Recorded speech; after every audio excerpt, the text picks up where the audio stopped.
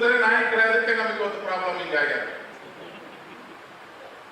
ಅವಾಗ ಬೇಡ್ರ ಕಣ್ಣಪ್ಪಂದು ಕಣ್ಣು ಕಸ್ಕೊಂಡ್ರು, ನಾವು ಶಿವನಿಗೆ ಕಣ್ಣು ಕೊಟ್ಟೆ ಅಂತ ಖುಷಿ ಪಡ್ತೀವಿ. ಏಕಲವ್ಯನ ಹೆಬ್ಬಟ್ಟು ತಗೊಂಡ್ರು, ನಾವು ಗುರುಭಕ್ತಿಗೆ ಹೆಬ್ಬಟ್ಟು, ಅದೇ ಹೆಬ್ಬಟ್ಟು ಹೋದ್ಮೇಲೆ ಉಳಿತೇವೆ, ನಾವು ಹೆಬ್ಬಟ್ಟು ಕೊಟ್ಟ ಮೇಲೆ ಖುಷಿ ಆದ್ವಿ. ಅಲ್ಲಿಂದ ನಮ್ಗೆ ಕಸ್ಕಂತಾನೆ ಬಂದಾರ, ಹೊರತಾಗಿ ಕೊಟ್ಕೊಂತಾನೆ ಹೋಗ್ತೀವಿ. ತಿರುಗಿ ನಾವು ಯಾವತ್ತೂ ಕೇಳಂತ ಕೆಲಸ ನಾವು ಮಾಡಿಲ್ಲ. ಹೋದ್ಸಲ ನಮ್ಮ ಸರ್ಕಾರದ ರಾಮಣ್ಣ ಮುಖ್ಯಮಂತ್ರಿ ಕೊಡ್ಲಿಲ್ಲ, ಯಾರು ಕೇಳಲಿಲ್ಲ. ರಮೇಶ್ ಅಣ್ಣ ಮಂತ್ರಿ ಕಿತ್ಕೊಂಡಿವಿ, ಯಾರು ಕೇಳಲಿಲ್ಲ. ಇವತ್ತು ಏನಾಗ್ತದೆ? ಸತೀಶ್ ಅಣ್ಣಗೆ ಏನ್ ಮಾಡಿದ್ರು? ರಾಜ್ಯಾಧ್ಯಕ್ಷ, PWD ಮಿನಿಸ್ಟರ್ ರಾಜ್ಯಾಧ್ಯಕ್ಷ ಅಂದ್ರೆ ರಾಜ್ಯಾಧ್ಯಕ್ಷರು ಕಿತ್ಕೊಂಡ್ಬಿಟ್ರು. ಇವತ್ತು ಏನು ಕೇಳೋದಾಗ್ತಿಲ್ಲ. ಇವತ್ತು ಕಿತ್ಕೊಂತ ಹೊರಟಿದ್ದಾರೆ. ಎಲ್ಲಿವರೆಗೂ ಕಿತ್ತವ್ರ ವಿರುದ್ಧ ನಾವು ಹೋರಾಟ ಮಾಡಂಗಿಲ್ಲ, ನಮ್ಮ ಶಕ್ತಿ ನಾವು ತೋರ್ಸಂಗಿಲ್ಲ, ಅಲ್ಲಿವರೆಗೆ ನಮಗೆ ನ್ಯಾಯ ಸಿಗಂಗಿಲ್ಲ. ಸತೀಶ್ ಅಣ್ಣಗೆ ಒಂದೇ ಕಿವಿ ಮಾತಾಡ್ತಾರೆ, ಅಣ್ಣ ನೀ ಏನ್ ಮಾಡಿದೆ? ನಾನು ಮುಖ್ಯಮಂತ್ರಿ 28ಕ್ಕೆ ಆಗಬೇಕಂತ ಒಂದು ಆಸೆ ಇಟ್ಕೊಂಡು ರಾಜ್ಯಾಧ್ಯಕ್ಷರು ಕೊಡ್ತಾರ ಅಂತ 7% ರಿಸರ್ವೇಶನ್ ಬಗ್ಗೆ ಮಾತೇ ಆಡಲಿಲ್ಲ. ಸಿದ್ದರಾಮಯ್ಯ ಸಾಹೇಬರು ಏನ್ ಹೇಳಿದ್ರು ಅದು ಸುಮ್ಮನೆ. ಯಾಕಂದ್ರೆ ರಮೇಶ್ ಅಣ್ಣ ನನ್ನ ರಾಜ್ಯಾಧ್ಯಕ್ಷರು ಮಾಡ್ತಾರ, 28ಕ್ಕೆ ನಾನು ಮುಖ್ಯಮಂತ್ರಿ ಆಗ್ತಾನ ಆಸೆ. ಇವತ್ತೇನಾಯ್ತು? ಏನಾಯ್ತು? 28ಕ್ಕೆ ನಾವು ಸರಳ ಬಿಡ್ತೇವೆ. ಇವತ್ತೇನ್ ಪರಿಸ್ಥಿತಿ ಆಯ್ತು? ಇಡೀ ಸಮಾಜದ ಗೌರವನೂ ಹೋಯ್ತು, ಸುಮ್ಮನೆ ಇಲ್ಲ ಅಂತೇಳಿ ನಮ್ಮ ಅಣ್ಣನ PWD ಮಿನಿಸ್ಟರ್ ಆಗಿ ಮುಂದುವರೆದ. ಸಿದ್ದರಾಮಯ್ಯ ಅವ್ರನ್ನ ಯಾಕೆ ಮುಖ್ಯಮಂತ್ರಿ ಮಾಡಿದ್ರು? ಅವರ ಸಮಾಜ, ಕುರುಬ ಸಮಾಜ ಅವ್ರ ಜೊತೆಗಾರ ಅಂತ ಹೇಳಿ ಮಾಡಿದ್ರು. ಎದಕ್ ಮಾಡಿದ್ರು? ಅವ್ರ ಸಮಾಜ ಅವ್ರ ಜೊತೆಗೆ ಐತೆ ಅಂತ ಮಾಡಿದ್ರು. ಯಡಿಯೂರಪ್ಪ ಸಾಹೇಬರು ಮುಖ್ಯಮಂತ್ರಿ ಆಗಿ ಮಾಡಿದ್ರು, ಲಿಂಗಾಯತ ಸಮಾಜ ಅವರಿಂದ ಅಂತ ಮಾಡಿದ್ರು. ನಮ್ಮವರು ಅರ್ಥ ಮಾಡ್ಕೋಬೇಕು, ನಮ್ಮ ಸಮಾಜ ನಮ್ಮಿಂದ ಐತೆ ಅಂತ ಗೊತ್ತಾದ್ರೆ ಮಾತ್ರ ನಮ್ಗೆ ಅಧಿಕಾರ ಸಿಗ್ತದೆ, ಸಿಗಲ್ಲ. ಫಸ್ಟ್ ನೀವು ಮಂತ್ರಿ ನಮ್ಮ ಸಮಾಜ ಹಿತರಕ್ಷಣೆ ಕಾಪಾಡಬೇಕು. ನೀವು ಇವತ್ತ ನಮ್ಮ ಮಕ್ಕಳ ಪರಿಸ್ಥಿತಿ ರೋಡಿಗೆ ಬಂದಿದೆ. 7% ಇಂದ ರಿಸರ್ವೇಶನ್ 3% ಬಂದಿದೆ. 4% ತೆಗೆದವ್ರೆ. ಆದ್ರೂ ನೀವು 15 ಜನ ಗೆದ್ದಿರುವಂತ ಕಾಂಗ್ರೆಸ್ ಶಾಸಕರು ಒಬ್ರು ಬಾಯಿ ಬಿಡಂಗ ಅಂದ್ರೆ ಹೆಂಗ್ರಿ? ಒಬ್ಬರ ಬಾಯಿ ಬಿಡ್ರಿ. ಮೊದಲ ಅವ್ರೇ ನಮ್ಮವ್ರೆ ಏನ್ ಮಾಡ್ತೀವಿ?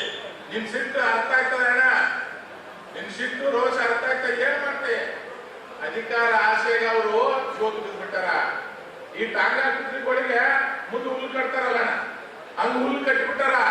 ನಿನ್ನ ಮಂತ್ರಿ ಮಾಡ್ತೀವಿ ಅಂತ ಆ ಟಾಂಗಾ ಕುದುರೆ ಓಡಕ್ ನನ್ನ ಕಾಂಗ್ರೆಸ್ MLAಗಳು ಸುಮ್ಮನೆ ಕಾಂಗ್ರೆಸ್ ಪಕ್ಷ ಹೇಳಕ್ ಓಡಂತ ಕೆಲಸ ಮಾಡಕತ್ತಾರ. ಆದ್ರೆ ಒಂದು ಮಾತು ನಿಮ್ಗೆ ಹೇಳ್ತಾನೆ, ರಾಮಲೋಣಿಗೆ ನನಗೆ ಸಾಕಷ್ಟು ಸರಿ ನಾನು ವೇದಿಕೆ ಮೇಲೆ ಜಗಾಡಿವಪ್ಪ. ನಾವು ರಾಮಲೋಣ ಸಾಕಷ್ಟು ಸರಿ ನಾನು ರಾಮಲೋಣಿಗೆ ಜಗಾಡಿದೆ.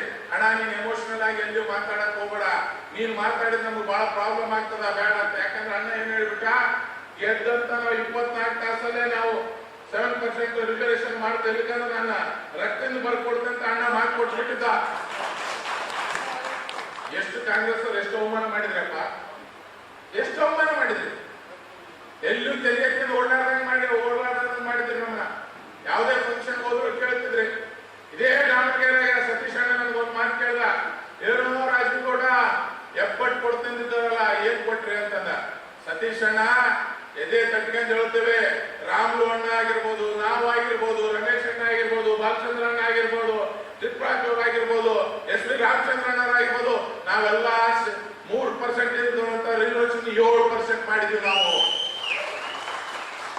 ವಿಧಾನಸಭಾ ಜಗಳ ಆಡಿದ್ವಿ. ನಾವು ಸ್ಪೀಕರ್ ನನಗೆ ಬೈದಾಗ ಸ್ಪೀಕರ್ ವಿರುದ್ಧ ತಿರುಗಿದ್ದೀವಿ. ನಮಗೆ ಯಡಿಯೂರಪ್ಪ ಸಾಹೇಬ್ರೆ, ನಮ್ಗೆ ಯಾರು ಮಂತ್ರಿ ಬೇಡ, ಏನು ಬೇಡ, ಏನಾರ ಕೊಡೋದಿರ್ತಾರೆ 7% ರಿಸರ್ವೇಶನ್ ಕೊಟ್ರೆ ಬೇರೆ ಏನು ಬೇಡ ಅಂತ ಕೇಳಿದೀವಿ. ಆದ್ರೆ ಸತೀಶ್ ಅಣ್ಣ, ಇವತ್ತು ನಾನು ನಿನಗೆ ಕೇಳ್ತೀನಿ, ನೀನೇನ್ ಮಾಡಿದಪ್ಪ? ಕೊಟ್ಟಂತ ರಿಸರ್ವೇಶನ್ ಉಳಿಸಿರ್ಲಿಲ್ಲಲ್ಪ ಅಣ್ಣ, ಕೊಟ್ಟಂತ ರಿಸರ್ವೇಶನ್ ಉಳಿಸಿರ್ಲಿಲ್ಲ. ನೀನು ಅವತ್ತು ನಿಂದಿರ್ಬೇಕಾಗಿತ್ತು. ನೀವು 4% ನಮ್ಮ ಸಮಾಜಕ್ಕೆ ಏನು ಕಟ್ಟು ಮಾಡಿರಿ,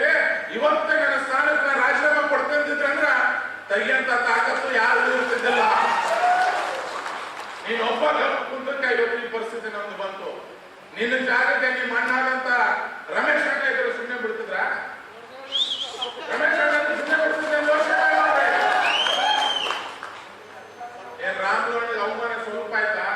ಎಷ್ಟು ಅವಮಾನ ಆದ್ರೂ ಅದನ್ನ ತಡಿಕೊಂಡು ರಾಜಣ್ಣ ನಿನ್ ಬೆಟ್ಟಾದ ಬೈಕಿ ನನ್ನ ತಮ್ಮದಿ ಹೆಂಗಾರ ಮಾಡಿ ರಿಸರ್ವೇಶನ್ ಕೊಡ್ಸಮ್ಮಪ್ಪ ಬಾ ಅಂತೇಳಿ ಯಡಿಯೂರಪ್ಪ ಸಾಹೇಬ್ರ ಮನೆಗೆಲ್ಲರೂ ಓದಿರಿ, ಬಸವರಾಜ ಬೊಮ್ಮಾಯಿಯವ್ರ ಮನೆಗೆಲ್ಲರೂ ಹೋಗಿ ಕೈಕಾಲ ಬಿದ್ದು ರಿಸರ್ವೇಶನ್ ತರಂತ ಕೆಲಸ ಮಾಡಿದ್ವಿ. ಯಾಕಂದ್ರ ನಮ್ಮ ಗುರುಗಳು ಹೊರಗೆ ಸ್ಟ್ರೈಕ್ ಕೂತಿದ್ರು. ಅವ್ರು ಸ್ಟ್ರೈಕ್ ಕೂತ ಆ ಕಡೆ ಗುರುಗಳಿಗೂ ಸಂಭಾಳಿಸಬೇಕು, ಎಲ್ಲವೂ ಮಾಡಿ ರಿಸರ್ವೇಶನ್ ತಂದಿವಿ. ನಾವೆಲ್ಲರೂ ಸೋತೀವಿ. ರಿಸರ್ವೇಶನ್ ಯಾರ್ಯಾರು ಧ್ವನಿ ಎತ್ತಿದ್ವಿ ಎಲ್ಲರೂ ಸೋತೀವಿ. ಒಂದ್ಸರಿ ರಾಮಣ್ಣ ನಾವು ಕೂತಾಗ ಹೇಳ್ತಿದ್ವಿ, ಏನಪ್ಪ ಅಣ್ಣ ಯಾರ್ಯಾರು ಹೋರಾಟ ಮಾಡಿ ಎಲ್ಲರೂ ಸೋತೀವಲ್ಲ ಅಂದ್ರೆ ರಮೇಶ್ ಅಣ್ಣ. ಅವಾಗ ರಾಮಲೋಣ ಅಂದ, ನಾವೆಲ್ಲರೂ ಮಾತಾಡಿದ್ವಿ, ಆಯ್ತಪ್ಪ ಸೋತೀವಿ ರಾಮಲೋಣ, ಆದ್ರೂ ಚಿಂತೆ ಮಾಡೋದು ಬೇಡ, ನಾವು ಸೋತಿರ್ಬೋದು ಆದ್ರೆ ಇವತ್ತು ನಮ್ಮ ಸಮಾಜಕ್ಕೆ ಒಳ್ಳೇದು ಮಾಡಿದ್ದೇವೆ. ಸಮಾಜದಲ್ಲಿ ಬಹಳಷ್ಟು ಜನರಿಗೆ ವಿದ್ಯಾವಂತರಾಗಿ ಮಾಡೋಂತ ಅವಕಾಶ ಮಾಡಿಕೊಟ್ಟಿದ್ದೇವೆ. ವಿದ್ಯಾವಂತರಾದವರಿಗೆ ನೌಕರಿ ಸಿಗಂತ ಒಂದು ಕೆಲಸ ಮಾಡಿದ್ದೇವೆ. ಇವತ್ತು 100 ಜನ ರಿಸರ್ವೇಶನ್ ನೌಕರಿ ಕರೆದ್ರೆ ಅದ್ರಾಗ 3 ಜನ ನಮ್ಮವ್ರು ಆಗ್ತಿದ್ರು.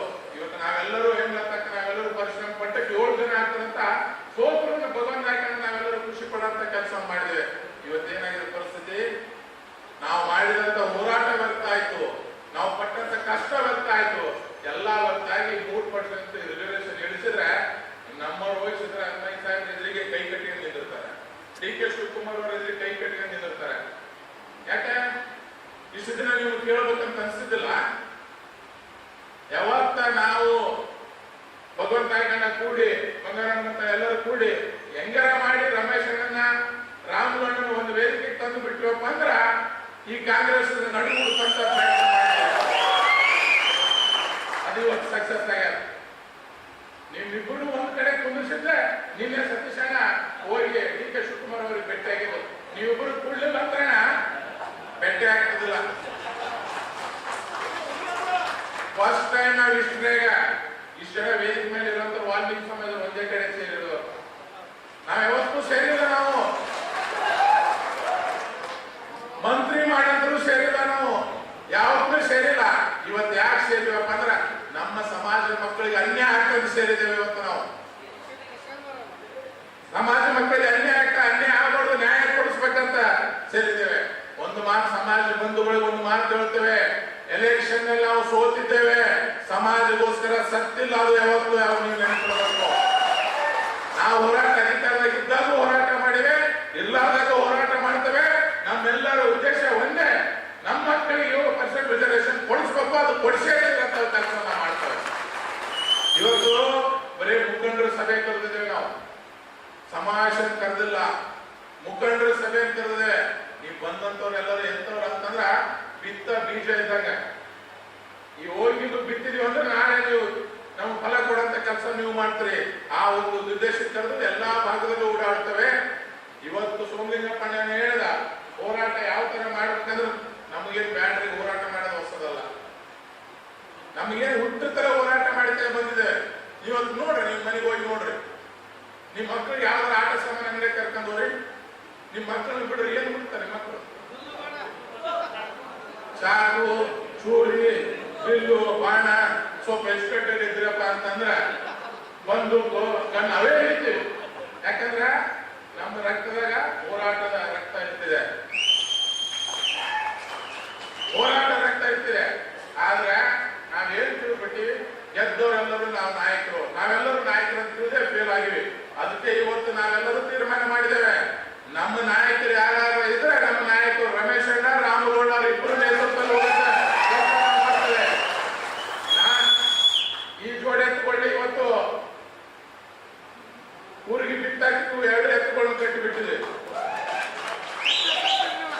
ಈ ಎತ್ತುಗಳು ಹೆಂಗವಪ್ಪ ಅಂದ್ರ ಲೈನ್ ಸೀದನು ಹೋಗ್ತಾವ, ಚೊಲೋತ್ನೂ ಬಿಡ್ತಾವ ಅಂತ ಪರಿಸ್ಥಿತಿ ಬರ್ತಪ್ಪ ಅಂತಂದ್ರ ಎಲ್ಲಿ ಇರ್ಬೇಕು ಇರುಳು ಇರ್ತಾವ, ಹುಡುಗು ಹೊಡಿತಾವ ಅಂತ ಎತ್ತುಗಳನ್ನ ಒಂದು ಮಾಡಿ ಇವತ್ತು ಬಿಡಂತ ಕೆಲಸ ಮಾಡಿದ್ದೇವೆ. ಇವತ್ತು ಆದಗೋಸ್ಕರ ಬಂಧುಗಳೇ, ನಿಮ್ಮೆಲ್ಲರ ಹತ್ರ ನಾವು ಮನವಿ ಮಾಡಿಕೊಳ್ಳೋದು ಇಷ್ಟೇ, ಈ ಹೋರಾಟ ಬರೀ ನಾವು ಮಾತಾಡಿದ್ದಕ್ಕೆ ಹೋದ್ರೆ ಆಗಲ್ಲ.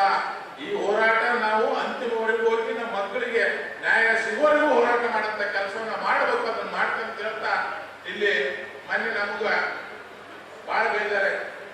ಪಟಾಕಿ ಎಲ್ಲ ತರಿಸಿಟ್ಟಿದ್ದೀವಿ ಶ್ರೀನಿವಾಸಮ್ಮ, ಪಟಾಕಿ ಎಲ್ಲ ತರಿಸಿ ಇಟ್ಬಿಟ್ಟಿದ್ದೀವಿ.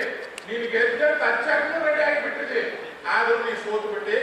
ನೀನೇನ್ ಸೋತಿಲ್ಲ, ನೀನ್ ಗಣಮಗ. ನೀನು ಜನರಲ್ ನಿಂತು ಇಡೀ ಸರ್ಕಾರನ ನಡುಗಿಸಿದೆ.